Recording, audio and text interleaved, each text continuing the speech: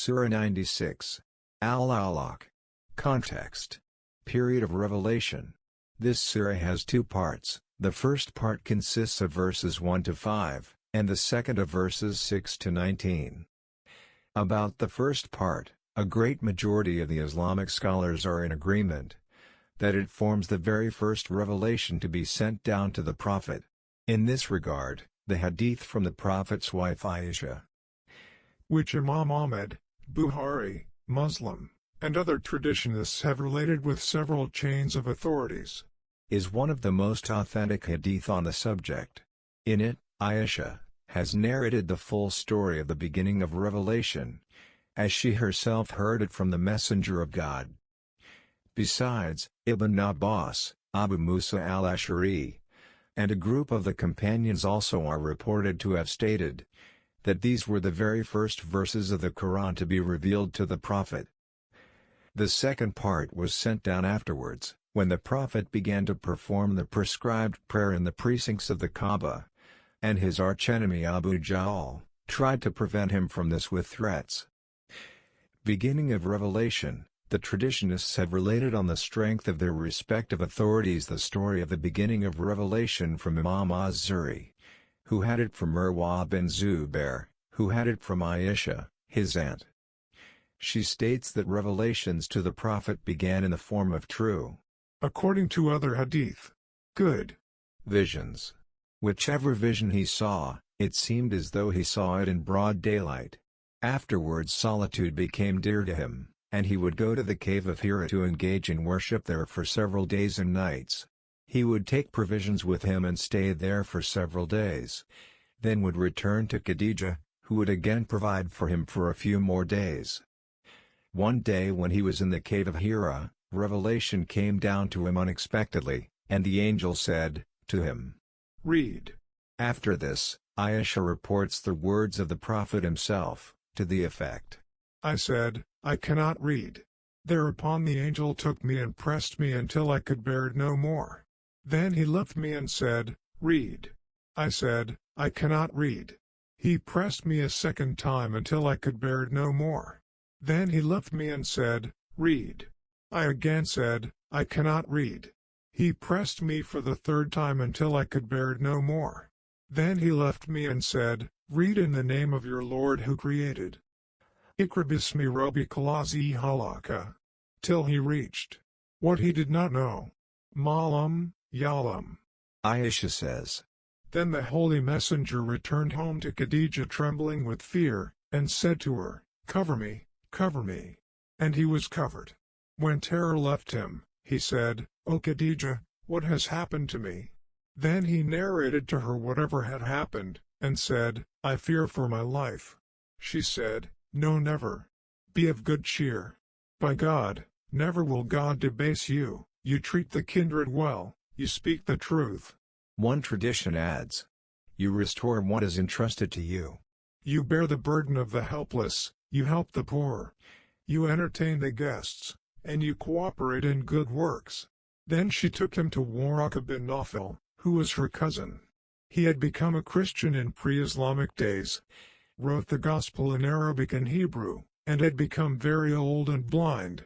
Khadijah said, Brother, listen to the son of your brother. Waraka said to the Holy Prophet, What have you seen, nephew?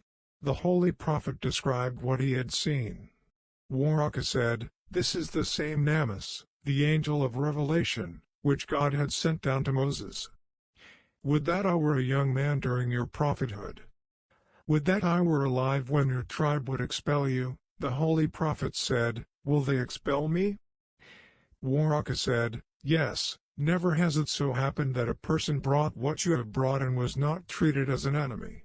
If I lived till then, I would help you with all the power at my command. But not very long after this Waraka died. This narrative is explicit, that even until a moment before the coming of the angel to the messenger of God, he was intimately aware of his life, his affairs, and dealings. When he also heard of his experience, he did not regard it as an evil suggestion, but immediately said that it was the Namus, who had descended on Moses. This meant that even according to him, The Prophet was such a sublime person that there was nothing surprising in his being elevated to the office of prophethood. Occasion of revelation of verses 6 to 19. This second part of the surah was revealed when the Messenger of God began to perform the prayer in the Islamic way in the Kaaba, and Abu Jahl threatened and tried to prevent him from this. It so happened that after his appointment to prophethood, even before he could start preaching Islam openly, he began to perform the prayer in the precincts of the Kaaba in the way God taught him, and from this, the Quraysh felt for the first time that he had adopted a new religion. The other people were watching it with curiosity. But Abu Jahl, in his arrogance and pride, threatened the Prophet and forbade him to worship in that way in the Kaaba. In this connection, quite a number of the hadith have been related from Abdullah ibn Abbas and Abu Hurairah, which mention the foolish behavior of Abu Jahl. Abu Hurairah says that Abu Jahl asked the people of Quraysh, "Does Muhammad set his face on the ground before you?" When they replied in the affirmative, he said, "By Lat and Uzza, if I ever catch him in that act of worship, I would set my foot on his neck and rub his face in the dust." Then it so happened that he saw the messenger in that posture, and came forward to set his foot on his neck, but suddenly turned back as if in a fright.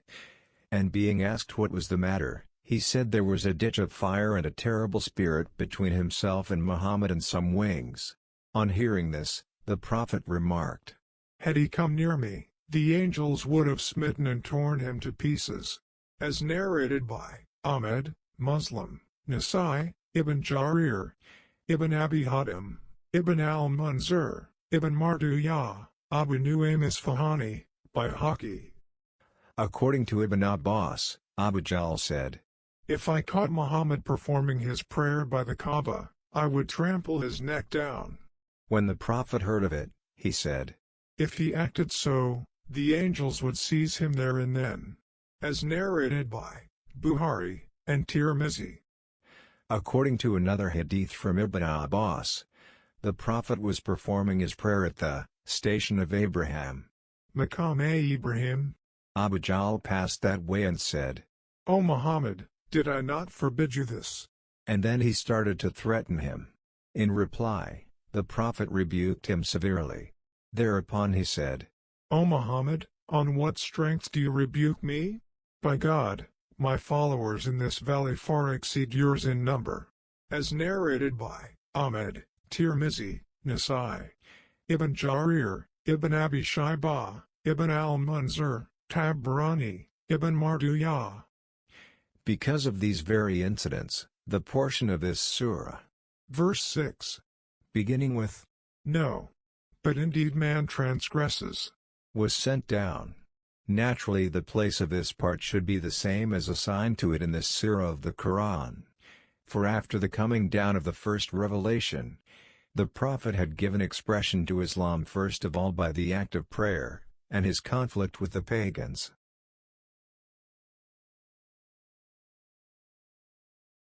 Surah 96, Al-Alaq. In the name of God, the most compassionate, the most merciful. Recite in the name of your Lord who created the human being from a clinging substance. Recite, and your Lord is the most generous, who taught by the pen. Taught the human being that which he knew not. No. But indeed the human being transgresses, because he sees himself self-sufficient. Indeed to your Lord is the return. Have you seen the one who forbids a servant when he prays? Have you seen if he is upon guidance, or enjoins righteousness? Have you seen if he denies, and turns away, does he not know, that God sees? No. If he does not desist, we will surely drag him by the forelock, a lying, sinning forelock. Then let him call his associates, we will call the angels of hell. No. Do not obey him. But prostrate and draw near, to God.